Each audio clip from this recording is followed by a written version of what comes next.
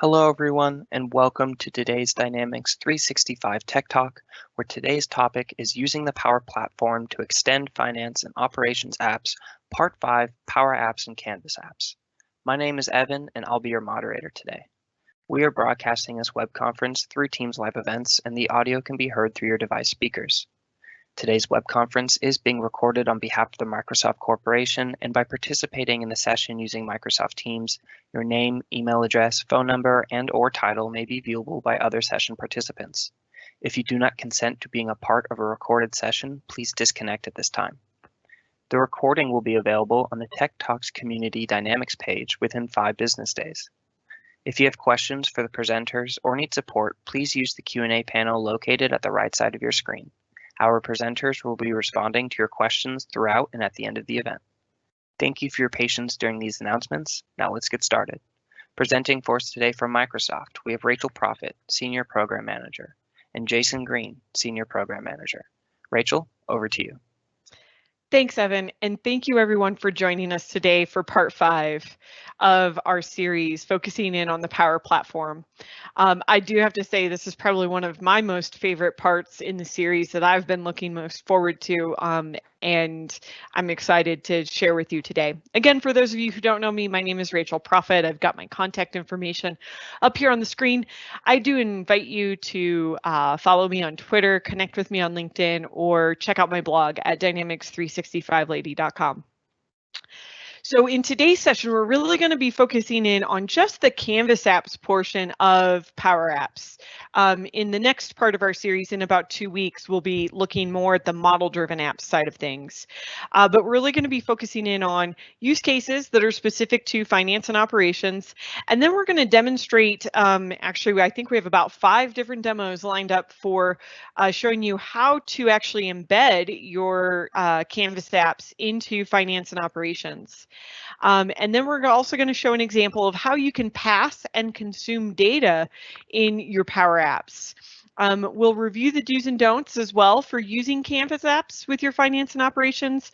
And it's important to note that we're not going to be covering the detailed aspects of licensing in today's session or model-driven apps or Power Apps portals, which are the next 2 sessions in the series.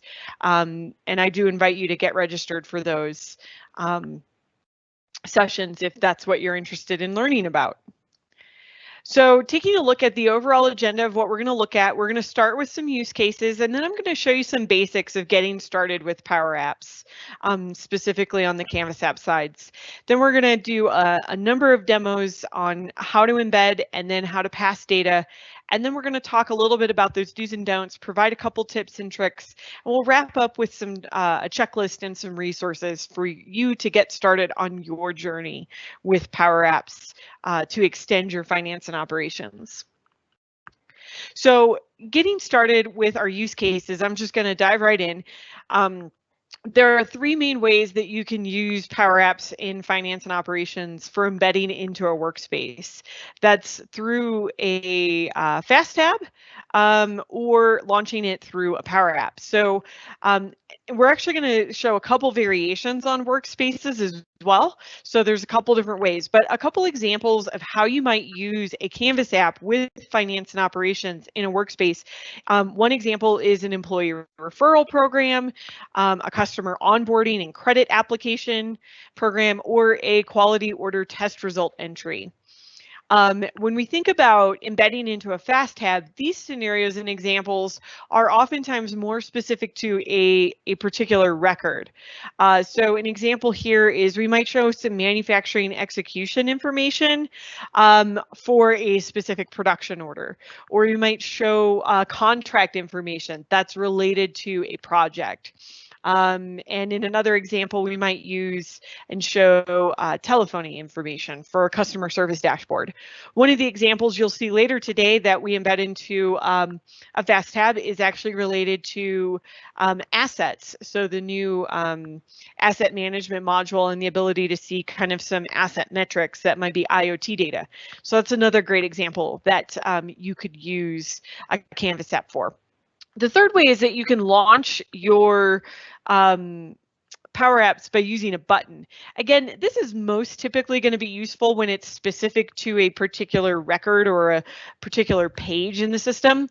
So a few examples of how you might do this is through an IT help desk or case management app, or maybe you want to launch a separate employee or project feedback app. Another example is an app that a sales rep can use to capture information while they're out in the field. Keep in mind too that you can create Power Apps that are standalone and are not embedded into finance and operations, but that use your finance and operations data, or that maybe it's all new data and certain aspects of that data maybe go back and update finance and operations apps. So either of those scenarios are supported as well, but when we think about specifically embedding into finance and operations, these are the three key options.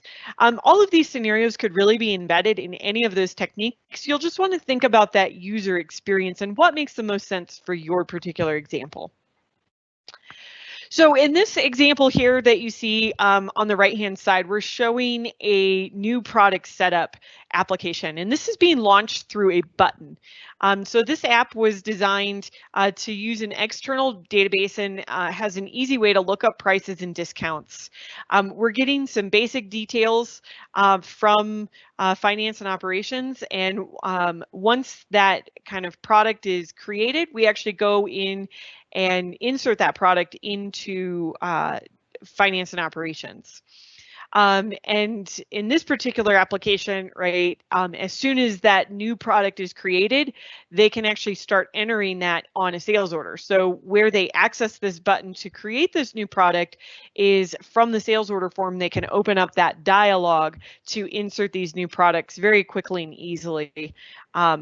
And that's a great example of how you might use a Power App inside of the system.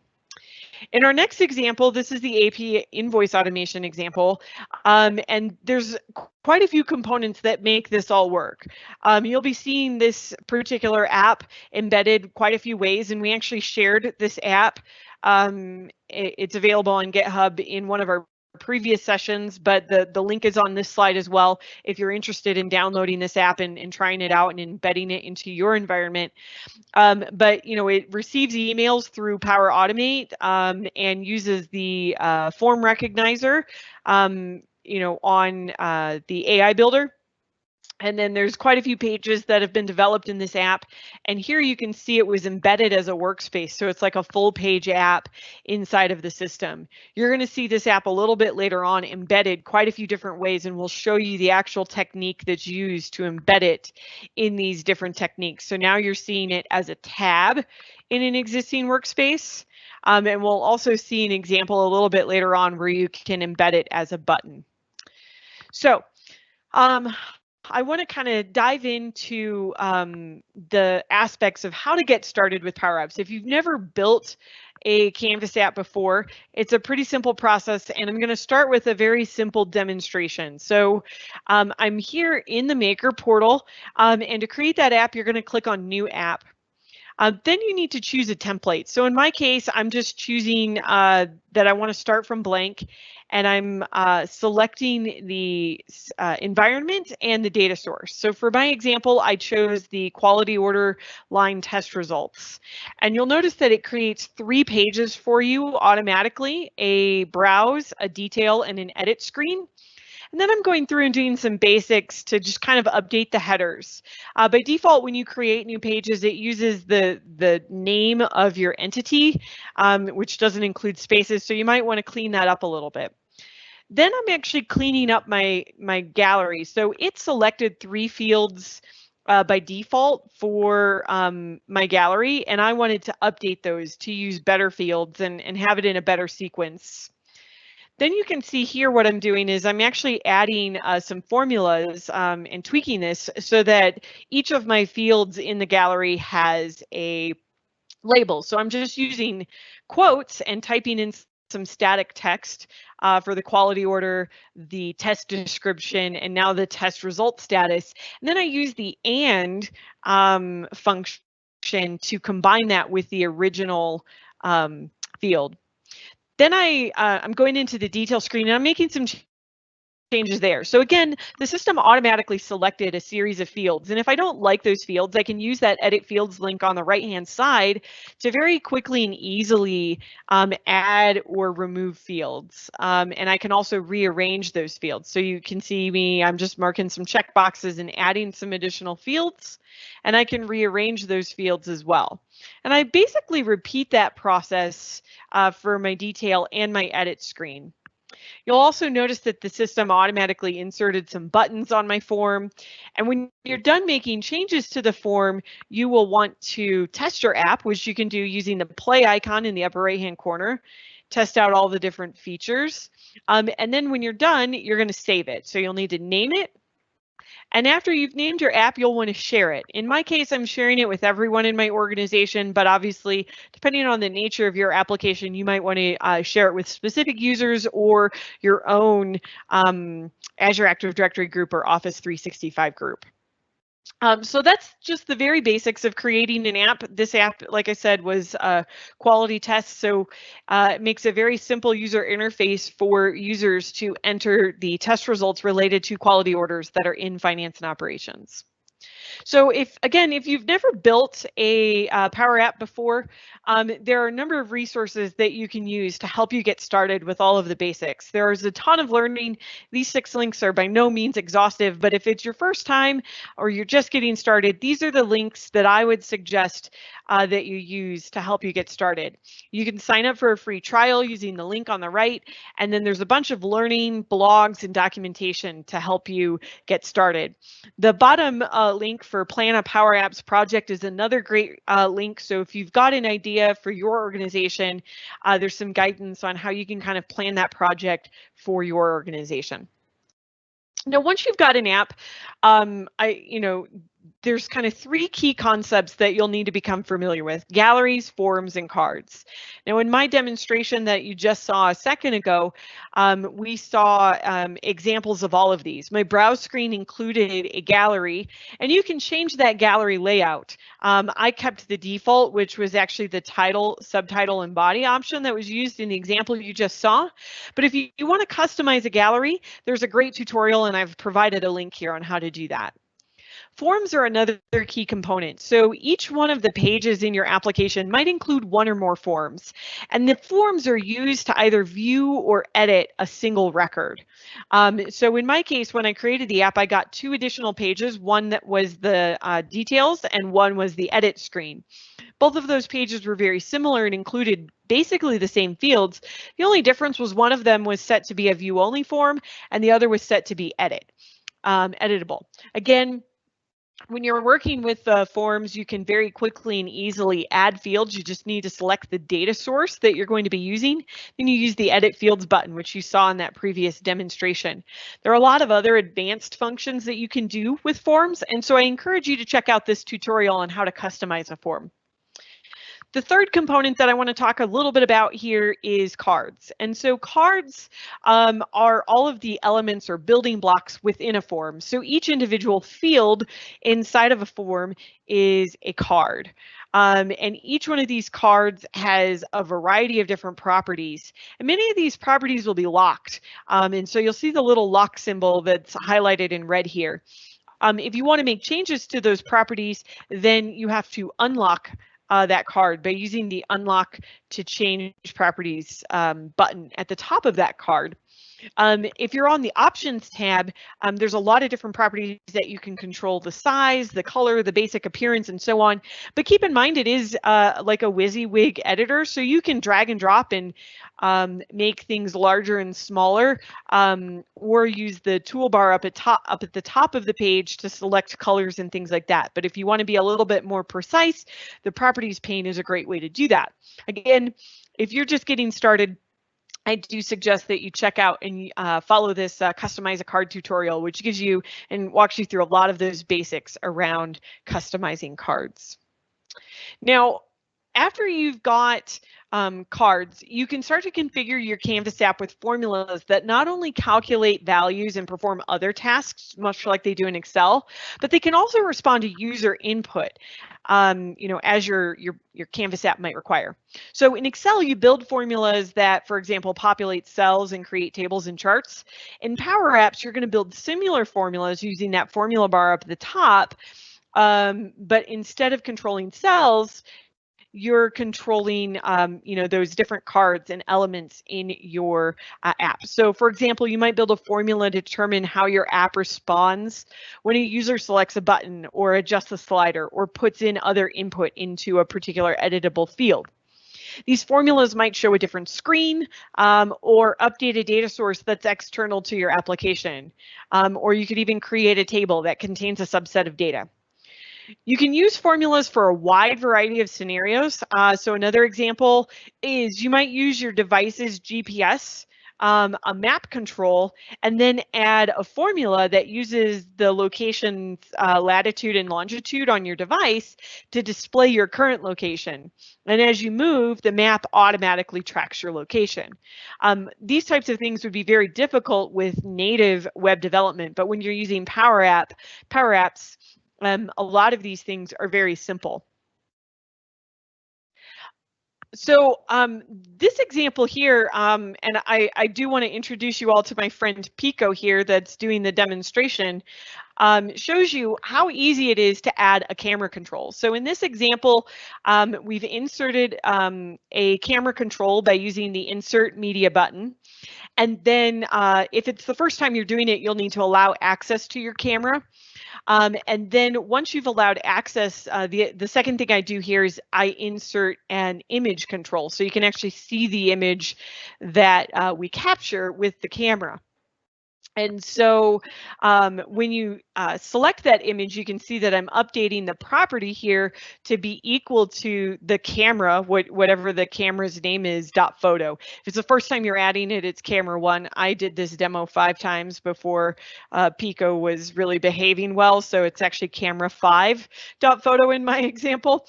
But to test your application, you can press Alt on your keyboard, and in my case, to test that camera control, I just press Alt and then click anywhere on the camera control.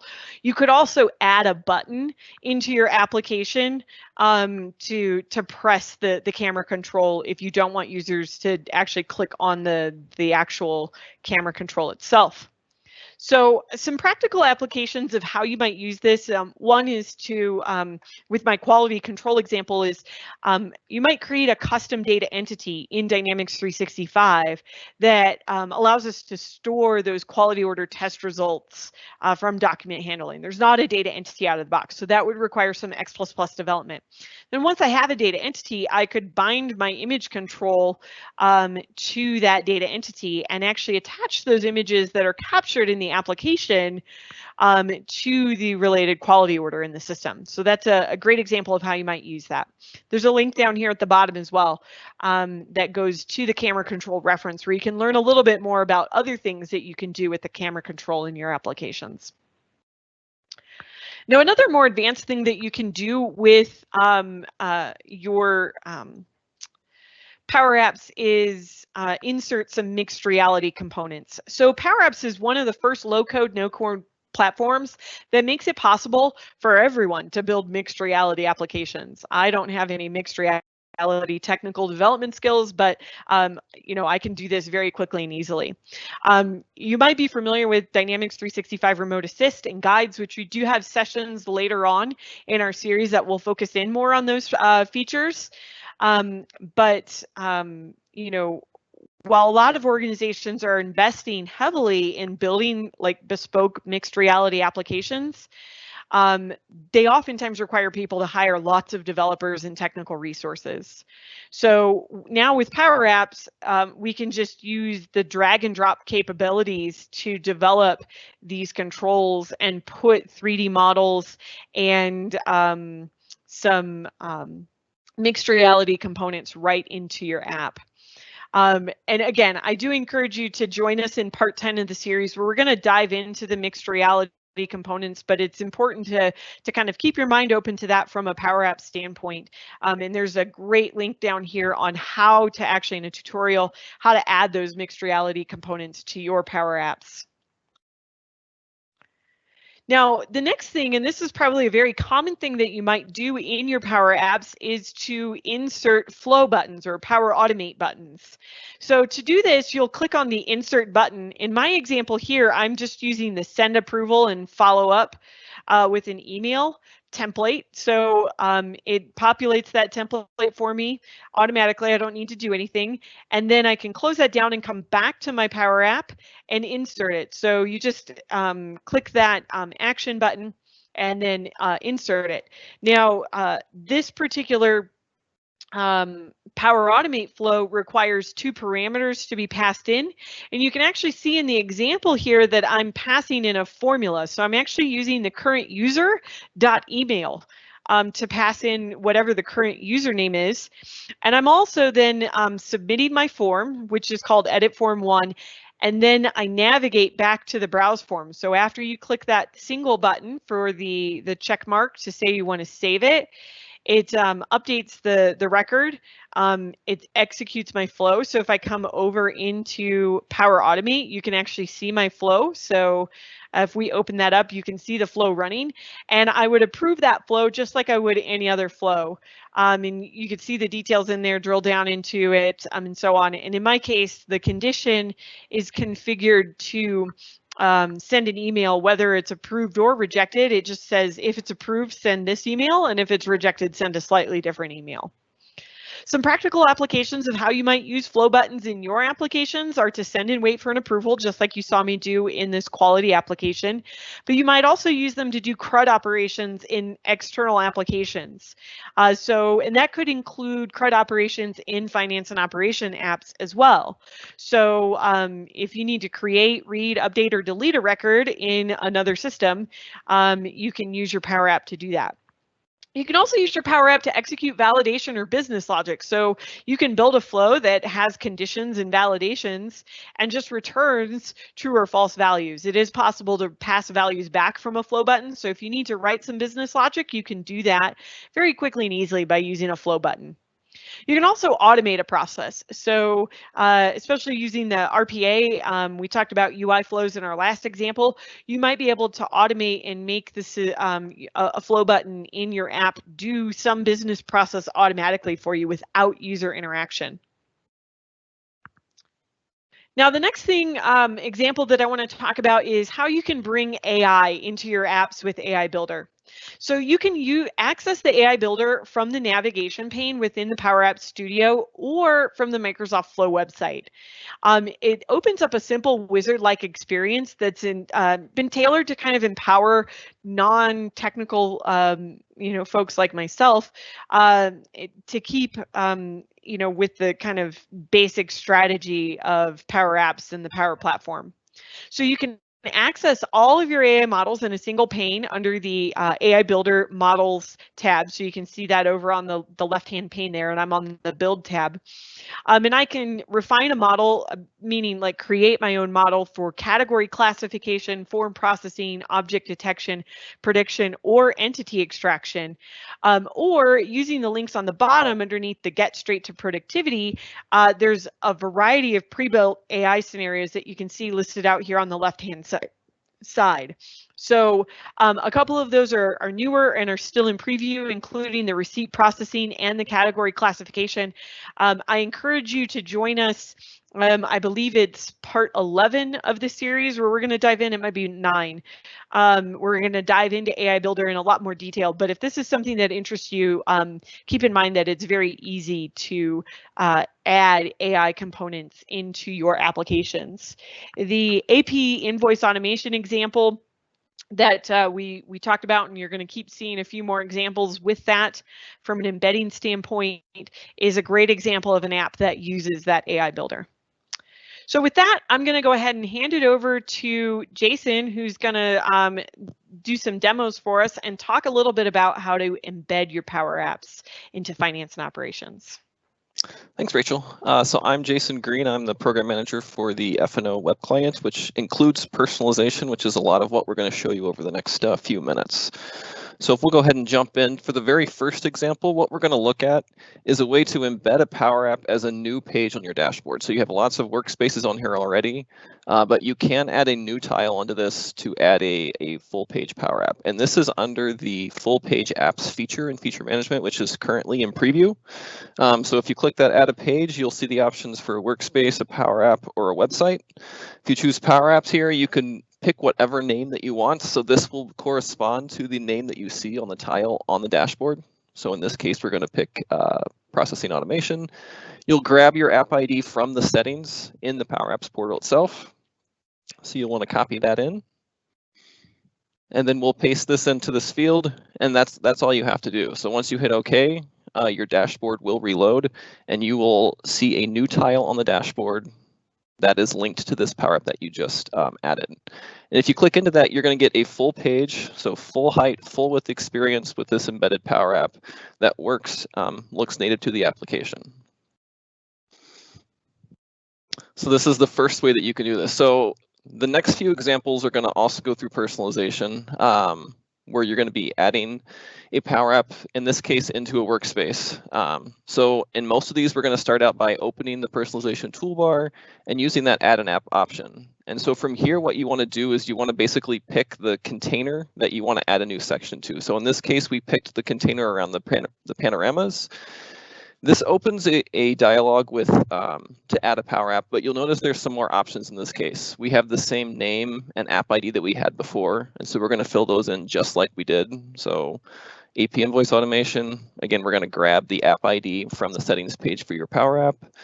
There's also the ability to pass context to your app. So if you want to pass information from F&O into the app, and we'll talk more about that later. There's an application size. So the recommendation here is if you built this as a tablet app, you'll want to use that wide option. And if you built it as a mobile app, you'll want to use the thin option. And so you can see what happens after this comes in. There's a new section on your workspace where this new Power App shows up. And you can use personalization, the move tool, to rearrange these in the order that you want. If we move on to the third example, this one is also very similar. Instead of adding a Power App as a panorama section, we want to add a new tab to the top of this form as a new Power App. And so the process is going to be very similar. So again, we're going to go in, open up the personalization toolbar. You can go in through these right-click options. There's also the Control-Shift-P that gets you directly into this mode directly. And it's the same thing. You go to the ... click Add an App, and this time instead of selecting the region around the panoramas, you're going to pick the container around the tab controls. And again, the process from here on out, it's all going to look exactly the same. So the same name, the same app ID. If you want to pass context in, you can choose a field for that. Pick your size. If you want to give this to users in a certain legal entity, you have all those options whenever you embed. So we embed this one. You can see we have a new app, or a new tab page, new pivot tab, that also shows this with lots of space for the new Power App.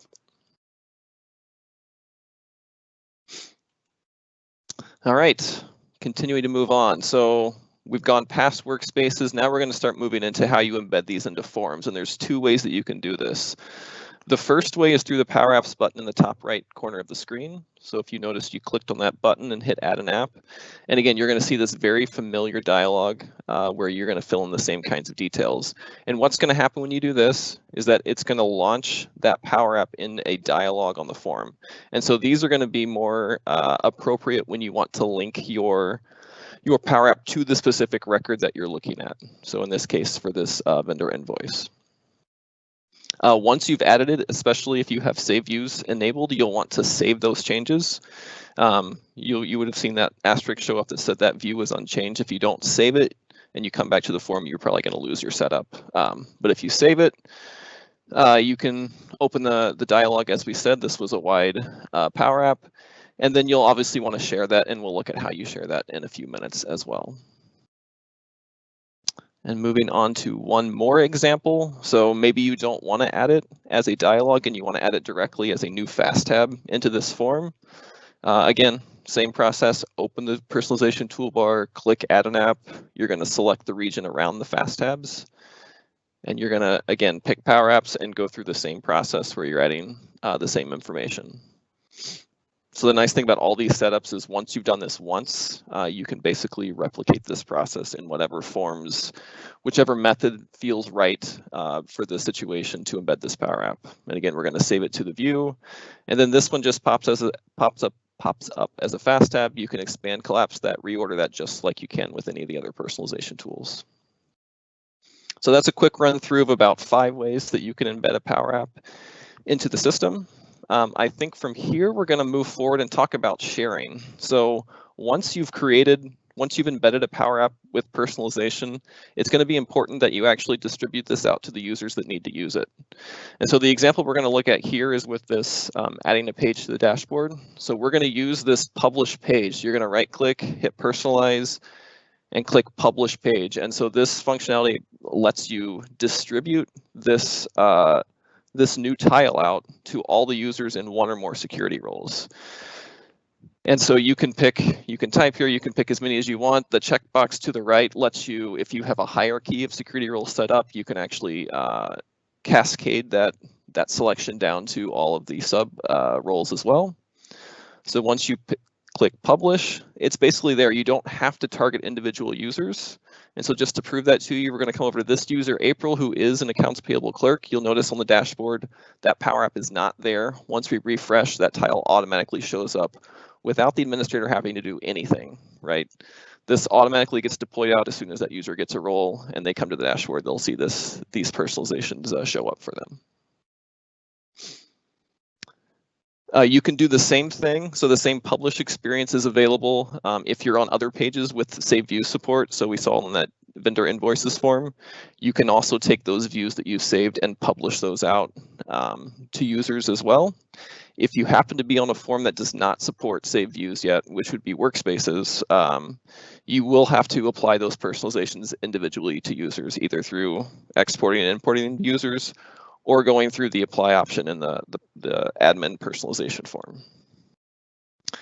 And so switching gears one last time. So all the things we've done so far have talked about embedding Power Apps via personalization. You also have the option to embed a Canvas app using Visual Studio and the developer experience through the AOT.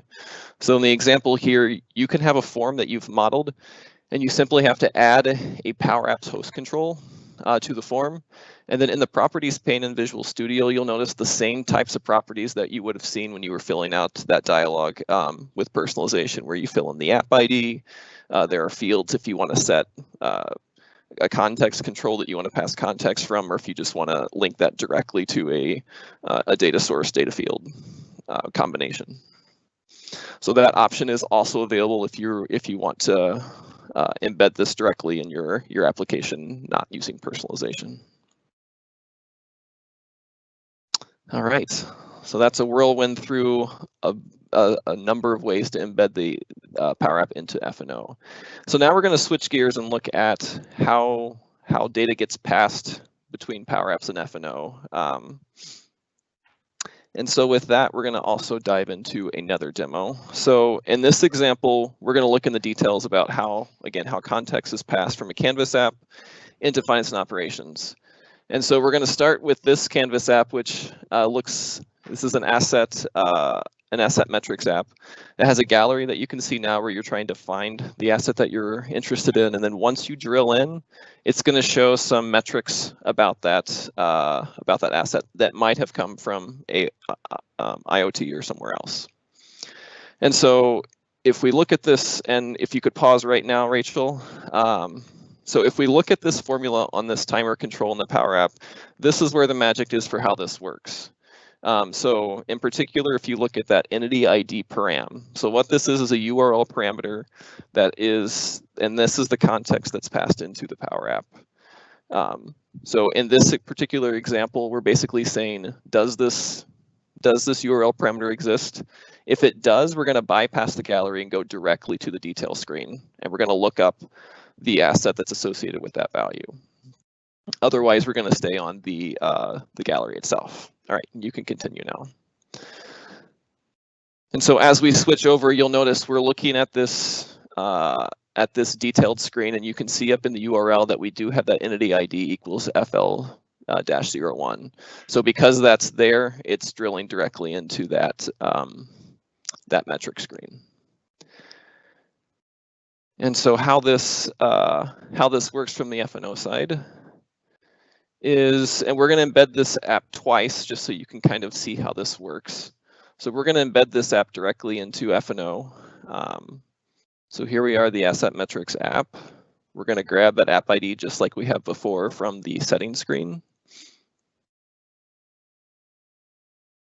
And the first time we embed this, we're just going to not pass any context. And so once we insert this, this is going to open up the dialog. And you're going to notice this is going to come up again with that gallery. So it's not really linked to this record that I'm looking at in the UI right now. And I'm going to have to filter or scroll through this data to find the record that I want. And then I drill in to find the metrics associated with the record that I'm looking at in F&O. Now, if I do this again, except this time I'm going to actually set some input context. So again, we're going to put the name in. We're going to add the app ID. And this time we're going to pick a field from the F&O form that we want to send as context. And so we're going to send that asset field.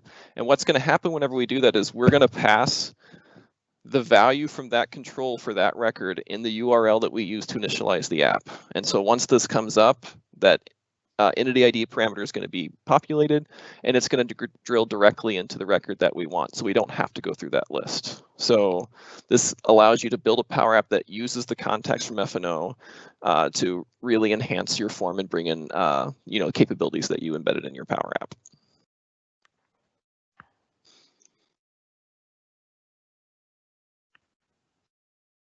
All right, do's and don'ts. So let's go ahead and review some of the stuff that we recommend that you do and do not do with your Canvas apps with finance and operations. So the first do is that you will need to share your Power App inside of Power Apps with the users that you want to have access. They will not have access to it by default. You will have to manually share it with the users that need access. We do recommend that you are selective and that you do it to just the users that need it and not give it to everyone in general. So that's on the Power App side. Once you get to the F&O side, those users that need access to the Power App will also need the app shared with them through personalization or however you embed it in the system. This will not be as necessary if you go through the AOT, but if they are personalizations, you'll want to share those personalizations out through the users. And the recommendation is that you're going to publish them through views. That's always going to be the recommendations for distributing and deploying personalizations, because that gives you basically one record that you're responsible for that users just pick up instead of having to manually touch every single person. We also do not want you to use unmanaged or no solutions. If you're going to try to move these between environments, so again, the recommendation with the personalizations is because we're recommending you publish them, you can import and export the shared, they're called organization views that have the roles already attached. So you can export those from one environment and import them into the next one, and then republish them out, and then they'll go back to all the users in those roles again. The last thing that we would recommend that you do is to make your app look like finance and operations. And so for the next couple of slides, we're going to talk about the ways that you can make simple little design choices in your Power App so that it looks more native once you embed it. So if we move on. So in this first demo, we're going to look at oh, there we go. So the default Power Apps is to have that letterboxing on the side. So if the app doesn't exactly fit in the space in the dialog, you're going to get those gray bars on either side. There is an option that you can use to suppress that. And so if you go into your app settings, go down in experimental features, there's an option called optimize embedding appearance. And what this does is instead of centering the Power App, it's going to move it to the top left, and it's going to make the background white. And so once you do this, you're going to remember you want to save it. You're going to want to publish it so that it's live. And then again, once you come back to F&O, just to look at the difference, if you open this back up, this is the visual before you set the property where you have the letterboxing on the sides. Once you refresh and you open the app again,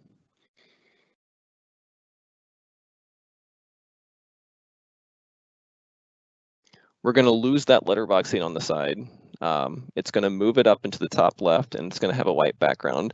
And this is going to feel a lot more native, a lot more natural in the product than the first example we gave.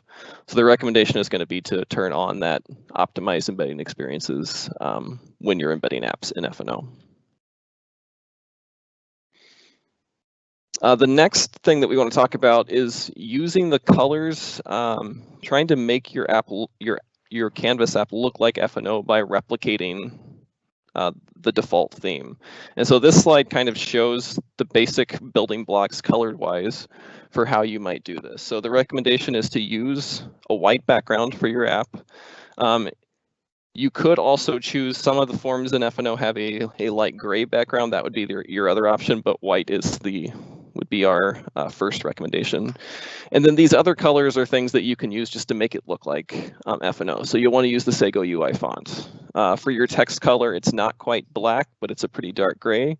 So if you want to try to match those types of things, you can use this blue for links and buttons. You can use some of these colors if you want to make your galleries kind of look like F&O as well.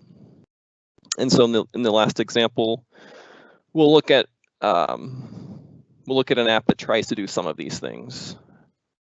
So in this example, you'll notice a few things. So we are choosing the Sego UI font. You'll notice that the group label, that new product details, looks like F&O. It's all caps. The fields have the lines underneath the bottom borders to simulate what view-only fields look like in F&O. The buttons probably should be changed in color a little bit, but if you look at this against F&O, this looks pretty native, and this is the kind of appearance that we want to go for whenever we embed applications. So with that, I think I'll hand it back over to Rachel for the checklist and resources. Awesome. Thanks so much, Jason. So what I want to do is kind of recap some of the things that we talked about. If you're not familiar with the application lifecycle management of Power Apps, I do strongly recommend that you check out this TechTalk with the link that's here that walks through all the details of how to actually promote your applications through your dev, test, and prod environments. You'll want to make sure as well that you're procuring the correct licenses for whatever your scenario might be. And again, we're not going to go into the details, but you can check out the licensing guide, which has all the information about what licenses are required for Power Apps.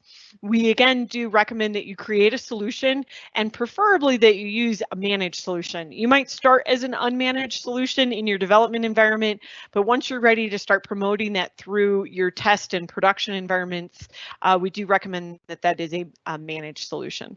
So once you've got that solution, you can start building your Power Apps, and don't forget that you're going to need to test your Power App, just like you test any application changes that you make directly inside of finance and operations. Once you've gone through that testing process, it's important to remember that you'll need to share your app directly from inside of the Power Apps portal. And then you can start to embed that application in the finance and operations user interface. Everything that we showed you today as well applies to human resources, commerce, and project operations. So whether it doesn't really matter which one of the finance and operation apps that you're using, all the demos were done from finance and supply chain management, but it can all be done from any of the finance and operation apps.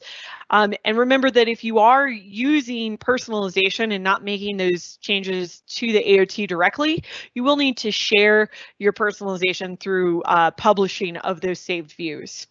It's also important to remember that just like you need a cutover strategy for your finance and operations to migrate these things into production, you'll want to define a cutover strategy for your Power Apps, much in the same way. You might need to add some additional steps into your cutover checklist, and it's important to not forget to do these kind of little things. We've also compiled a variety of additional resources that you can use to help you get started with Power Apps. So this first page is specific to developing Power Apps. So on the Microsoft Docs website, there are 6 tracks and more than and hundreds of pages of documentation out there that I would encourage you to check out. If you're just getting started, the Learn site is a great place to get started. There are actually 22 different learning paths, 78 modules, and 4 different certifications that are all specific to Power Apps that you can use to get you started on your Power Apps journey.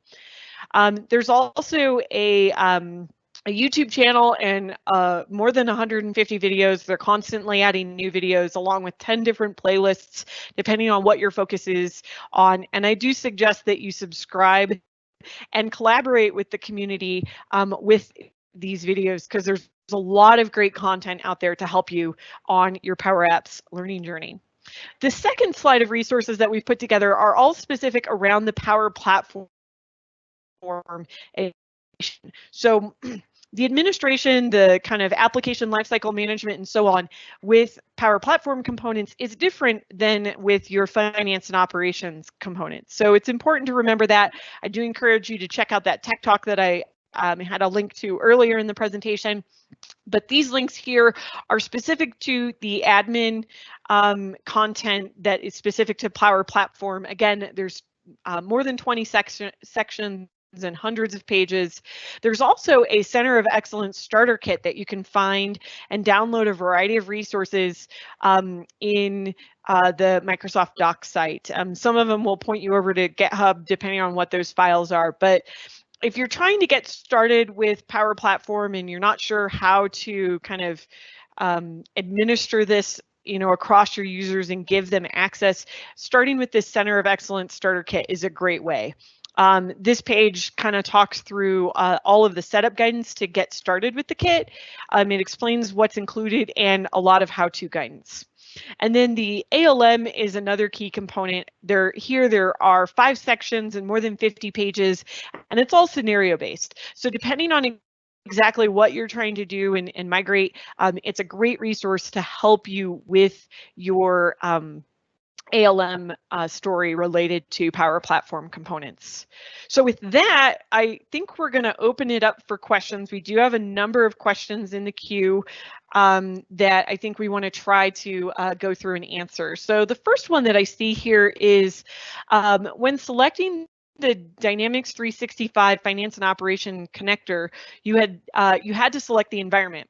Now, if I have to move from a dev to a sandbox, how do you change that link? And that's an excellent question. So this is actually all part of the application lifecycle management. When you're using solutions and you're exporting those, it will actually prompt you to select how you want it your connections to be handled. So some of your connections, let's say, for example, you had a connection to Outlook. That Outlook connector might still be the same between your dev and your test and your prod. However, the finance and operations connector is a great example. When you're moving that between environments, you would actually want to change it. So there's an option in the drop-down box where you can say select during import, and it will actually then prompt you to select the correct value when you're importing that or moving it into the next environment. If you're using build automation tools, there are parameters and properties that you can use to automatically pass those values in, so that a user doesn't have to be actively there selecting a value from the drop-down box when you do that promotion. Again, I do encourage you to check out those ALM resources along with that TechTalk, because it'll provide some more specific guidance around that. The next question I see out here, if we need to create a purchase order Canvas app, what is the best way, use of form, connector with Power Automate or HTTPS logic app, given the 2 scenarios? One is with high volume and one is with low volume. So when you're thinking about creating a Canvas app, I wouldn't really compare a Canvas app to logic apps. I would compare logic apps to Power Automate flows. The Power App, you can think of that as the user interface component of your application of whatever you're developing. If you're expecting lots of users to be using this app and inserting lots of rows all at once, you'll want to carefully consider how you kind of design your Power App. But typically, these types of transactions are going to be single transactions at a time. Now, you can design Power Apps that perform poorly, where if you're storing everything in like a collection, for example, and then you're submitting it all at the end at once, and we're submitting lots and lots of records, you may run into issues with performance there. So you'll want to carefully consider kind of how you're submitting forms, how you're saving, how frequently you're updating that data back in. Obviously, if there's multiple pages and we need to collect enough information to be able to submit, you might need to use a collection, but I would advise you to try to keep your transaction blocks small, and it's only then however many users are using that Power App. And generally, like single calls through OData are fine. If you have extremely high volumes or extremely high numbers of users, you may want to consider saving that data into like common data service entities, more like a staging table, if you will, and then using something like a logic app to move that data more in bulk, and then it becomes a little bit more asynchronous. So hopefully that answers the question. I know it's not an exact answer, but you'll need to kind of consider carefully based on your situation. I don't know, Jason, if you have anything you want to add for that one. Nope, I think you covered it. Okay.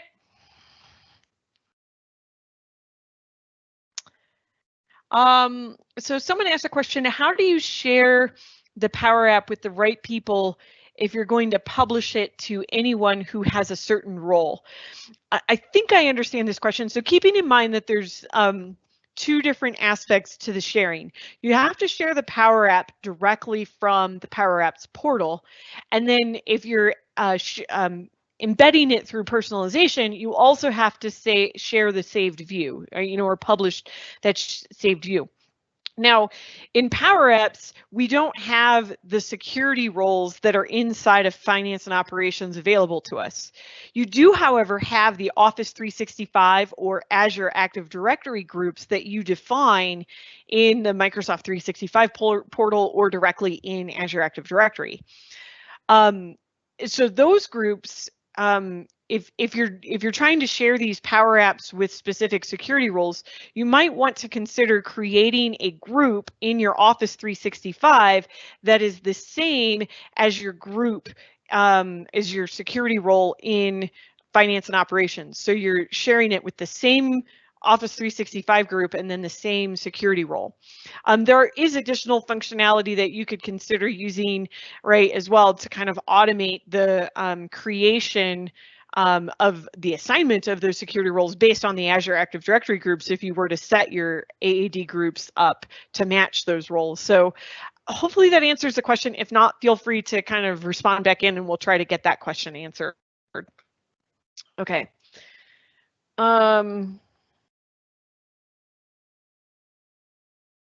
There's another question. Is it possible to call X++ logic classes from Power Apps? I'm assuming we can with OData actions and functions. Yes, so the assumption is correct. You can call OData actions from a Power App. So you would do that by adding in a flow button. So, the user would have to do something to execute that flow, right? Click a button. And that Power Automate can then call an OData action. But you can't call X++ directly, so to speak. It has to be through an OData action.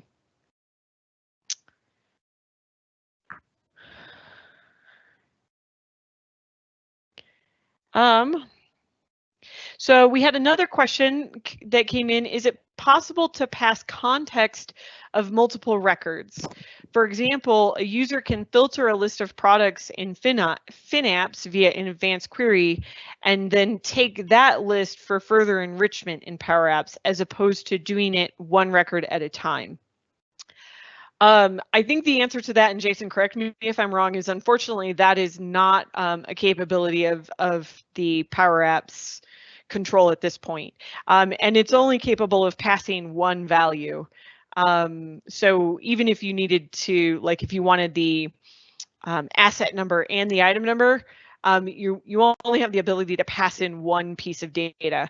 What I typically recommend when you're passing data is to pass in like the unique identifier.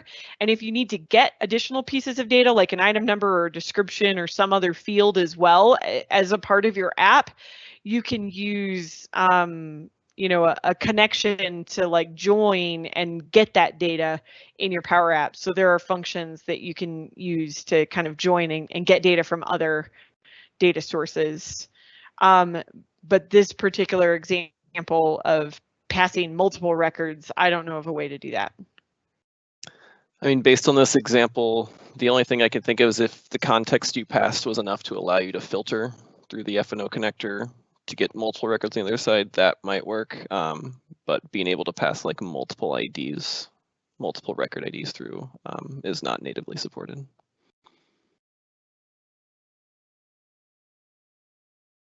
Okay.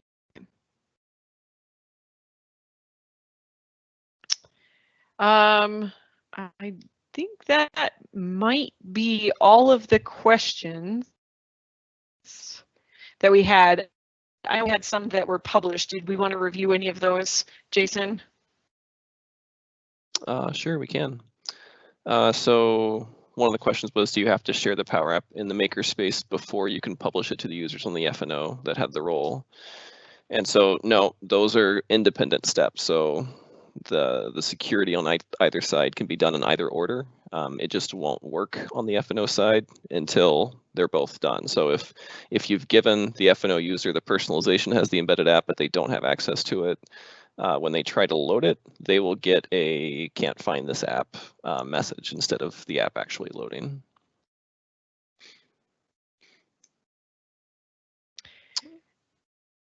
We already covered the if your single identity field isn't unique.